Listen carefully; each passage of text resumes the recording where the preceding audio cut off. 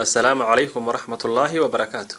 Haddii aad ogaatay waxa ay yihiin midhaha aynu shafaxda u naqaano, qaabka loo isticmaalo, iyo faa'iidooyinka caafimaad ay leeyihiinba, aan ku xasuusiya inaad koob caano ku darto hal qaado barhkeed oo ah midhaha shafaxda oo la daqiijiyey, isla markaana aad ku sii darto hal qaado oo malab saafi ah, kadibna aad cabto waqtiga subaxdii muddo 15 maalmood oo xidhiidh ah. Isla markaana aan ku sheego 11 faa'iido oo ay jidhka u leeyihiin midhahani marka qaabkan loo isticmaalo, iyo sidoo kalena dadaan loo ogolayn isticmaalka midhahan. aynu ku horreynay 11 faa'iide midhahani ay leeyihiin ayaa waxay kala yihiin kow waxa lagu sheegay kuwa mucjiso u ah caafimaad qabka iyo awoodda lafaha. 2 waxay hoos u dhigaan dhammaan xanuunada ku dhaca lafaha iyo xanuunka rheumatism-ka. 3 waxay meesha ka saaraan xanuunada dadka waaweyni ay ka dareemi karaan kala goysyada jidhka. 4 midhahan ayaa ah midho guud ahaan u wanaagsan caafimaad qabka dumarka, gaar ahaan hooyooyinka carruurta nuujinaya. 5 waxay u wanaagsan yihiin caafimaad qabka dadka qaba xanuunka sonkorowga, waxaanay xakameeyaan halista uu xanuunkaasi ku keeni karo qofka. 6 waxay wanaajiyaan caafimaad qabka iyo isu socodka dhiigga ee jidhka oo dhan. 7 waxay meesha ka saaraan cunto qaadasho la'aanta, waxaanay degdeg u soo celiyaan miisaanka qofka haddii uu hoos u dhaco. 8 waxay hoos u dhigaan calool xanuunka iyo xanuunada ku dhaca laabta. 9 waxay jidhka ka sifeeyaan qabowga, waxaanay jidhka ka saaraan hargabka. 10 waxay beerka ka ilaaliyaan maadooyinka sunta ah ee dhaawici kara caafimaad qabka beerka.